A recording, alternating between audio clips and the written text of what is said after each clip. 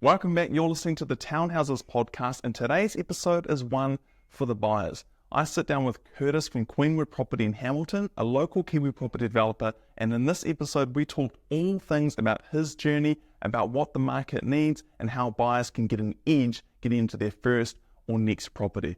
Stay tuned for this episode. We'll see you in there. So it's great to have you here, Curtis. Thanks for coming in. No worries, Alex. We're actually at a pretty spectacular library, which is probably fitted out better than most airports. And Honestly, it feels like a hotel lobby, doesn't it? it's so good. Hey, we'll talk about Queenwood and you in a moment. I just wanted to make a note. If you want to hear a little bit of the backstory behind Curtis and his company and what sort of brought him to this date, there is a great episode which I'll put in the comments or the description of this episode from Luke Kenny's on the Keep the Change podcast. So if you want to hear a bit about his story and a little bit of the background, go there, because today we want it to be real value and impactful for you. If you're a buyer out there trying to figure out what makes a developer tick, this is going to be a great episode for you. So, really basic introduction if people want to stay on this podcast. Who's Curtis? What's Queenwood? Just really basically give us a rundown. Right, so I'll keep it brief.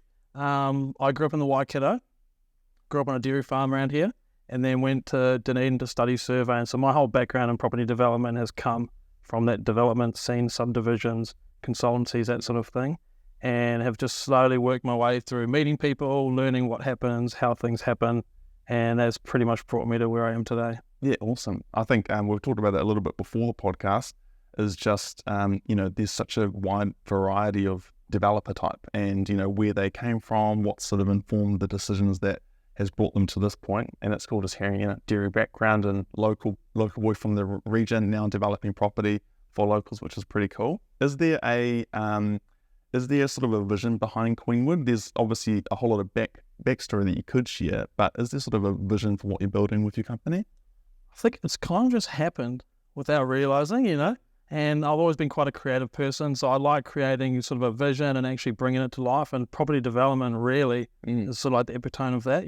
You're creating something from nothing, you're having to get all the approvals from the council, things like that, and bring it through to reality, and that's what I really enjoy. So the creativity is really driven there, and it's just gone where it's taken me. Yeah, I think from what I've we've met for the first time today, but can you on various social media platforms, and it's cool seeing like the backstory that you've started to share a bit more online of like where the properties have come from, and it's cool seeing the end result, and it's cool seeing a bunch of renders or whatever, but when you see an existing dwelling, for example, or a drone shot and Curtis is announcing like, my next property, I think that was the one that we might visit, was close to a school on a corner, and it's cool seeing like where it starts and where it ends up and the journey along the way. So it's been cool to be able to see that. In terms of this probably isn't something that just happens, but is the design process, like going into designing different properties. Is there there's buyers out there right now and they're seeing a lot online on property portals, or they're going for drives like I like to do and go see, developments and what are people doing? Anything key that you take into a new property in terms of design? I think you've really got to figure out, who's going to be that end user. And for example, some of the developments I've done have been in traditionally older areas where you've got downsizers, retirees. You're not going to be building a 2-story, 4-bedroom house there, right? They're going to be sick of the stairs and not want it. So really targeting, who's in those areas and designing around that. And so, we've done 2 stories before, learned that lesson. The stairs caught the old people out. So we've gone single level from there. And just really thinking about that end user and working in with, what you think they want, and also fitting with all the council parameters as well. Yeah, for sure. I mean, I've seen a developer in Dunedin, and haven't looked too much into the spec, but there's obviously an older population down in Dunedin as well.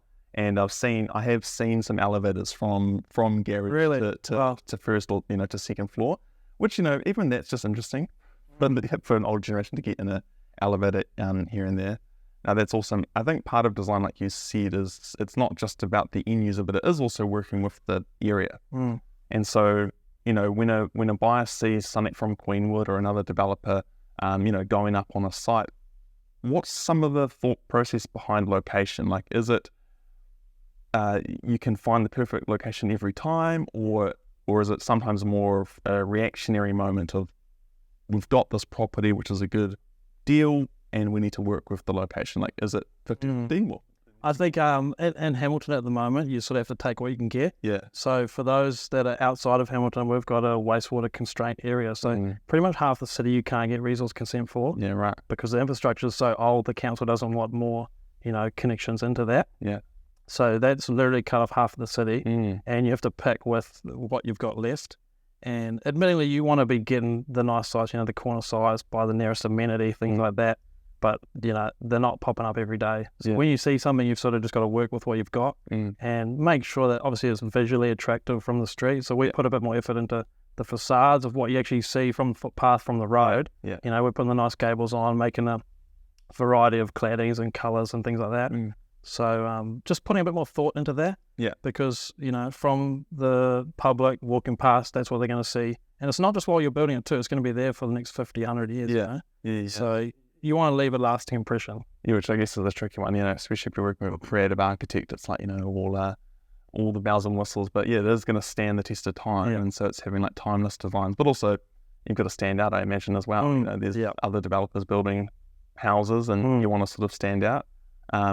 And also buyers are coming home to that every day too, aren't they? And they get to like call that home. On the design and buyers coming home to a home, what sort of, for the buyer out there thinking that they can just come in and customize the whole place to themselves, maybe, with a more traditional or path they might have had in mind with like design and build, what are some of the implications or maybe pressure that goes on a developer? I'll ask the question better. What are some of the implications for a developer when deciding how much freedom do we give a buyer on the design decisions? Or are you guys currently just sort of designing it all and selling the home as is? Yeah. So that's a hard one. And obviously purchase may not see the back scenes to what goes on with the development. So you're basically ordering, pricing up everything right from the start, your tapware, your kitchen bench tops, all of that. And there isn't much flexibility. If someone was to come in and change that, we've got to go back right through the whole process right to the start and basically change those orders and if you're dealing with a design and build, say on a section with your standard sort of group housing builder, that's sort of how that process works. But when you've got multiple units on one development, that whole thing's been priced right from the start with all of those things in mind. So we have done in the past where we've changed little things like colours of the cabinetry, add a little light here or there, but that was a one-off case. And, the bigger you get, it does get challenging to go back through the system and change it all. Yeah, for sure. So we try and keep a neutral palette where it's going to be as tidy as it looks, and then the new owners, if they want to come in and do the artwork, things like that, they can always do that. Afterwards. Yeah, no, that's cool. I mean, I know sometimes you'll buy a property off the plans and it won't have a full set of drapes or roller blinds or curtains, and sometimes that's left. It's not all just everything's costing, but sometimes it's left to give the buyer freedom to choose. Do they want rollers? Do they want Venetian? Oh, exactly. It gives it that bit of customization too. Yeah. No, that's cool. And I mean, sure, people can add colour and personality with paintings and furniture, whatever they want to do, furniture. Now, sustainability, I've got it on here, but I think it's what's been interesting and I think quite cool, to use a really basic word, what observing you in your process is the sustainability of like resources, and not new resources, but actually coming into a dwelling and instead of just, I think you phrased it this way, a big bucket coming through the top of a house and demolishing it. You're reusing or recycling or on-selling, I guess, materials that you can. What makes you decide to do that as opposed to just, I guess, bulldozing everything? I guess because you can and you've got to have the time up front to be able to do that. So Alex and I were saying before, part of one of these developments, I've given away a house basically for free, right? Yeah. And that seems crazy, but then you think about it, you're saving the demo cost. So A, as a developer, you're winning there. But then B, on the other end, someone's getting a relocatable house that is going to have another life somewhere else as well. So knowing the connections that you can sort of do these things, it doesn't sort of affect you too much. It doesn't slow you down too much. And, if you plan it out, you can actually achieve that with a good outcome. Yeah, awesome. And I mean, to go off of that, you build relationships is a massive part of construction. And we've talked about, some other developers out there, other companies that, part of building their scale and their impact really, and building many homes is that relationship building. And I think that even just from our quick yarns today, it's obviously a skill that you have. How important is it do you think like building relationships is that key? It's so important, and I wouldn't be today where I am without having built those relationships. I think a lot of us probably come from, say, LinkedIn. You know, you can pretty much get in front of most people that you need to just by flicking them a message, commenting on their stuff, and you know, I've done that also with the surveying as well. So I met with a lot of developers when I was working at the consultancy. I was meeting with them for coffees on the weekend, going to their site, like trying to figure out, you know, how they've got to where they've got to today. Yeah. And yeah, I definitely wouldn't be there where I am now without that. Yeah, awesome. I'm thinking about it from a buyer's point of view. You know, a purchaser right now listening, and I think investors probably get this because they've had some deals, you know, in the bag, and they've probably learnt that you've got to build relationships with people, whether it's an agent or it's a developer or a builder or whatever, to get to know what's out there. But for the first home buyer, or, you know, someone who's thinking about buying a home, sometimes I think there's a lot of, right now there's a lot of pressure on buyers to even either get finance or get their financial, you know, behavior together to be able to get a loan out for a home. But I think it puts people in a sort of box where they're kind of just getting maybe what they can get, really. Can buyers sort of reach out to developers, and like, is that something that a developer would welcome, like buyers coming straight to them, or do you sort of like deal with my agent, or how does it sort of work? I guess, yeah, it depends on the operation of the developer, right? So we deal a lot with the private market too. Like a lot of the purchasers, we're buying the land directly from the landowner. And on the flip side, we'd happily talk to, you know, first-time buyers or investors who want to reach out. You know, I get emails all the time. Happy to take phone calls, emails, texts, you know, DMs, all that. And at the end of the day, you're just helping out people as well, you know. Yeah. So don't be afraid to reach out if you are a first-time buyer, purchaser, you know, things like that. Just jump on the phone and message people, you know, ring them up. Yeah, they'll be happy to take the call. Yeah, I think that's something that, you know, even for the podcast, one of the goals is to, we say educate and equip, but I think it's not much use having all the knowledge and not using it. So I think we're trying to really encourage people listening to this to just actually get out there and start having conversations. It's better to get no's and know that it was a no than wondering, could it have been a yes? You know, for buyers right now, like if you're looking at the property and you're thinking, man, my lending is a little bit lower than that, you might as well be cheeky, because you might as well get a no on a low offer and know it was a no, then think, I wonder if I could have been a first home buyer now if I just asked. So encouraging, if you listen to this, get out there, talk to people who have purchased property, building property, or even selling property, and you'll get in a better place for sure. Market research and analysis is something I've got a topic to talk about. How much of that is just like part of your job? Quite a lot of it. Yeah. You've got to know going into these things that it's going to work out. Yeah. And the last thing you want is for it to backfire. Yeah. So I spend a lot of due diligence up front, putting all these deals together, trying to figure out, is it going to work out?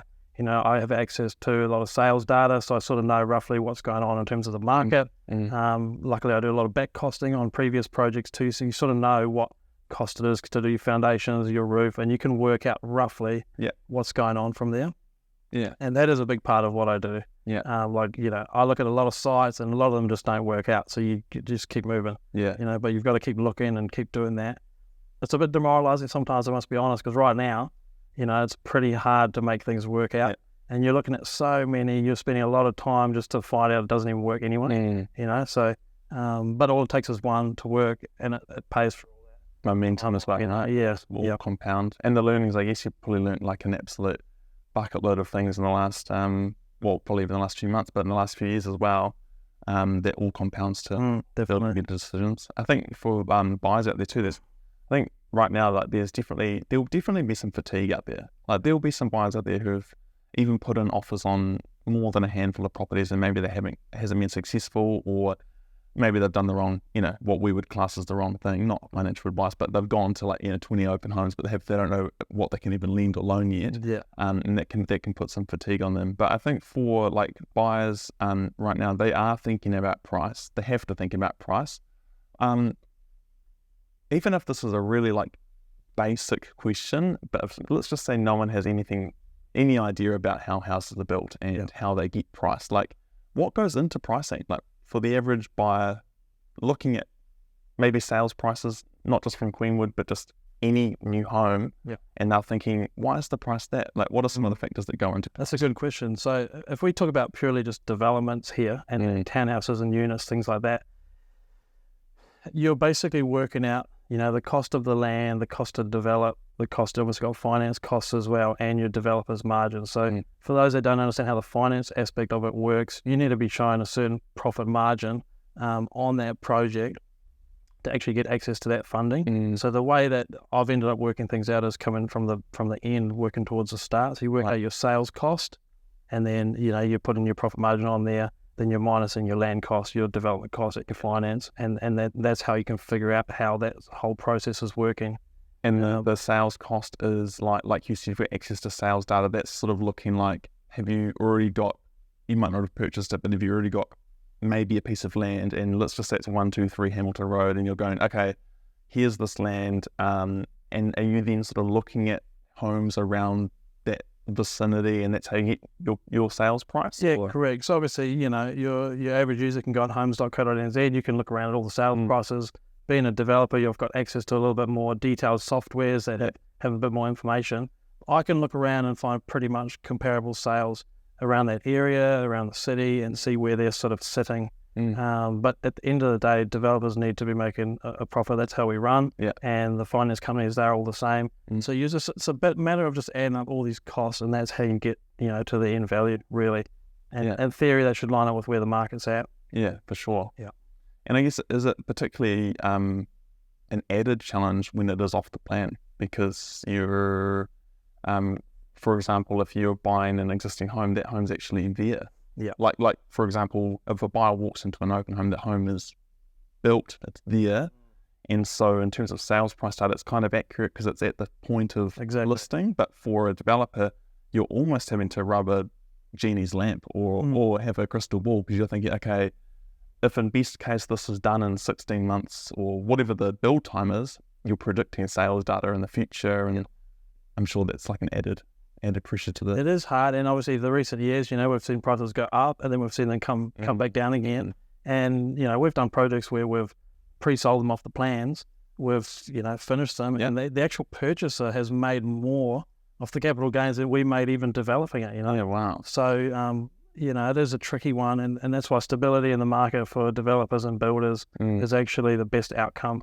You just want that steady, predictable, sure, increase and things like that. Yeah. I mean, obviously you'll have some happy customers on those purchases in particular, but the developer, end of the day, is a business. I think sometimes, the word property developer, especially people paying attention to a lot of, news outlets, or, Auntie Karen who's who's just, down and out and sort of sharing negative thoughts, but people can maybe hear even the name property developer and they can start to think all sorts of things. But if we strip it back, it's a business. Businesses have to make dollars, otherwise it doesn't make sense. Classic quote.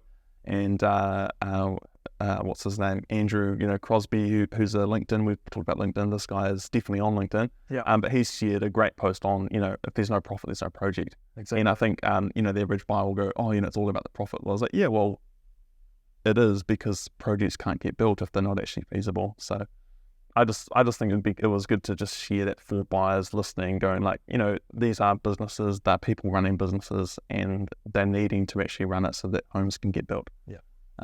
Which is cool.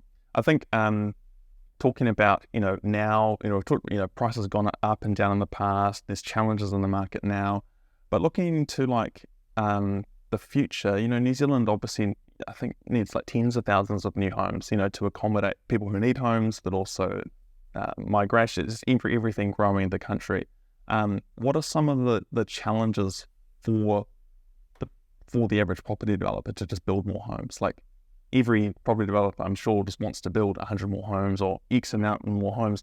What are some of the pressures on that? I guess the biggest ones at the moment would be the cost of finance. That's through the roof at the moment, and just the sales in general at the moment. So I know that off the plan sales are at a pretty low point, because there's so much existing stock out there that why would you wait 12 months for something off the plan when you can just find something pretty similar already built?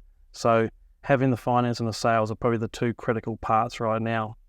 They need to be worked out to be able to sort of keep moving and keep growing and go from there.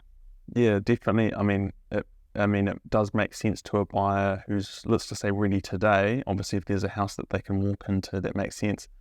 We purchased our first home, my wife and I, off the plans too. And so it was like, and our developer, lovely bunch, but our sites just happened to go rapid quick. I think the other sites had a couple of, not issues, but just the land was harder to work with. Ours was this like perfect flat site that just got done in like 10 months. And we were like, as purchasers, I remember we got this one email update and it was like, we're ahead of schedule. And we were both excited and also terrified because we're like, well, wait, maybe can you build this slower?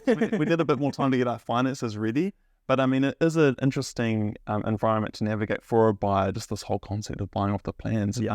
But working with, you've sold some products off the plans and you've had buyers obviously purchase them. Any advice for someone who is, and it's hard because everyone's in a different situation, but advice for people who are looking to buy a home right now, is there any like off the plan advice you would give people? I would just be asking lots of questions and, if you're like a particular developer or whatnot, just drive around town, see what else they've done, don't be afraid to ask the questions and you probably want to build your team up as well. You got your lawyers and then if it's a rental, maybe an accountant and things like that. You sort of want to have people in your corner ready to go so, you can get advice from them as well as be ready for if something does pop up, you're not trying to scuffle around trying to sort it last minute too, Yeah, definitely. I think just pretty much every episode we've done so far, like whether it's been for the developer audience or for buyers, it's like planning is just such a massive part of like probably everyday life, and planning is a good thing, but having a really clear goal and like what are you wanting to purchase? There's heaps of conversation out there right now about renting versus owning and whether you should delay it. But at the end of the day, no matter where you stand, it's about having a goal for yourself. Like, do you want to be a homeowner? Well, if yes, then there are things that you've got to put in place and research you've got to do. And also I think like, what are your longer term plans? Is there a family coming at some point? If you're buying a 1-bedroom studio, maybe, that might be not the best idea.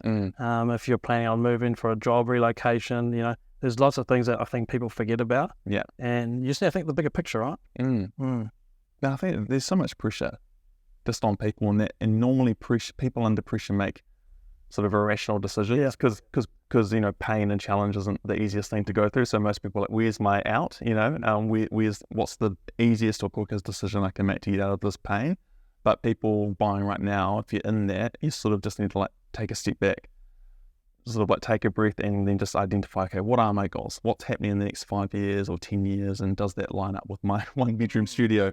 Or maybe, should we be doing a reno or buying something off the plan that's a bit larger? I think as well, the good thing at the moment for, say, the first-time buyers or any buyer for that matter, you've got a bit more time to think things through thoroughly. If you remember 2 years ago, you could be inquiring about something that would sell the next day. Within a week you'd be having stuff sold. So there's a bit more time to really think through things. And, if you are dealing directly with the developer, see if you can meet with them and drive around their past projects because I'm sure they have some that they'll be happy to showcase you. And that gives you a good example of what's the finished quality because a plan, as good as the plan is, never looks exactly like the finished product. Oh, for sure. I'd like to think that our ones do. And I think they do. But, there's a lot that sort of, they render them up pretty, and maybe the room sizes don't quite look in real life what they do on the plans or, so I'd be trying to do that as well if I was in that boat. Yeah, for sure. I mean, obviously, like with our company, we do a lot of that with renders and trying to, sometimes you get a request, can we make this room is there another angle that makes it look slightly larger? And, it's a fine line because you want to show all of the qualities the room has, but at the same time, playing with size can be a trickier, because that's an on-the-fence subject. We want to make it look really realistic to what they're walking into. And just last point on there from me, like, because we purchased a home that was a 2-bedroom, 2-bathroom, we had 1 kid at the time, and then while living there, we had our second kid. So we got 2 daughters, and it was like, oh yeah, we had 1 kid. This 2-bedroom's perfect. Second kid. The moment we came home from the hospital, like, yeah, maybe there's a brighter future on a broader future on our horizon in our housing. But for us, the goal was to get our name on a property that we owned and could call home, but was also a vehicle for the next. And we're still trying to figure out, what we want to do. But it was for us accomplishing that milestone actually opened our eyes to the possibilities of property, which is really cool. Couple more things on here. I think with being a property developer, you're unique in the fact that you're building a product that someone's bought in advance, especially if it's off the plan, and then there's that journey of that building coming to completion, then it's handed over. What should buyers sort of expect in terms of customer like service? Like, it's obviously not a cafe where you pay $5 if you're in Auckland, or $3 in Nelson, for a long black. Yeah. And then that coffee comes pretty fast. With property, there's that delay if it's off the plan. What can customers expect from a developer, or should they expect to have a good experience? I think the main thing is communication, right? So like, you want to know where that's at each stage, whether it's a monthly update or bi-monthly, whatever. It's just that communication with how it's going, and for some of the off the plan sales that we've done, we have been doing that monthly update, but also inviting them to site at certain milestones, with the roof on and the cladding on and all that sort of linings and stuff like that. So they're sort of brought along on that journey with them. Yeah. And obviously that's worked because the purchasers have been in town. If you've got an out-of-town buyer, maybe that's a little bit different. Yeah. But definitely just the communication and updates on that, because obviously you're sitting there waiting like, hey, when is this going to be ready? We've got a line in tenants and stuff like that, potentially. So just having that communication would be, that should be the industry normal. And most people should be doing that. Yeah. And I guess it's the same advice to before you've purchased the property to when you have purchased it. It's not being afraid to just get out there and ask. Like if you haven't heard an update, you can just go and request it. Yeah, exactly. Just ring them up. They might have just been busy missing it a couple of days. But just don't be afraid to ring up and see where they're getting on. Yeah. No, awesome. I mean, we've talked about the past. You've completed some projects. We're going to actually go visit a project that has been recently completed, which is funny. Yeah. The corner of it. It's got a palm tree, and I'm just like, that's just great. It's great. It makes me feel at home a little bit. But it's a great property we're going to go view. But to finish up, sort of thinking about the future, we haven't talked about as much because it's probably not as relevant for this episode today, but it'd be cool to get an update later. But you are in Rotorua in the new project down there. Correct. And is there sort of, talking about the future, is that kind of part of the plan to sort of do stuff wide around the island? Or yeah, I think like Rotorua is quite an interesting one. There's a lot of demand there for housing, and the rental market in particular is quite bad down there. It's quite unaffordable. There's very few options available, and the council zoning and planning is quite favourable to developers at the moment. So I'm down there doing social housing at the moment. So that's the project I've got there, and just look around at different opportunities there, and sort of, Hamilton's quite good. You're sort of an hour and a half from most sort of other regional centres as well. So it's quite easy to access these other little towns, and obviously you got to go through all the effort of building up the whole team again. Yeah. But, I like challenges, and I think there's opportunity down there to expand further. Yeah, awesome. Opportunity is a good thing. Well, it's been a good episode. If you're a buyer out there in Hamilton or in the regions nearby, then definitely check out Queenwood.property.nz. You can check out their properties there and what's coming up. I'm sure there's ways to just stay in touch through social media channels as well. Yep.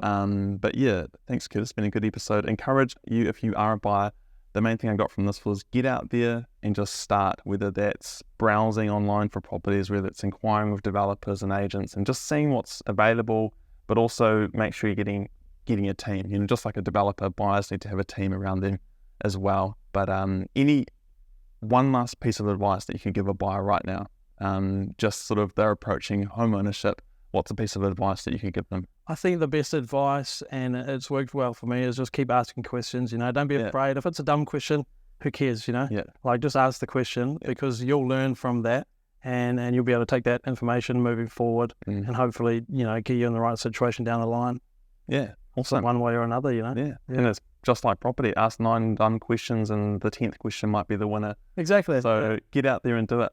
And for those listening and watching, obviously, if you did want to just flick me a message, Alex will put my social media on there somehow, and just flick me a message. Give me a call, whatever. Yeah, I'll be happy to sort of help you out. Awesome. All right, coming to you from Hamilton's newest library, which is very fancy. It was a great episode, and you can catch us on the next one.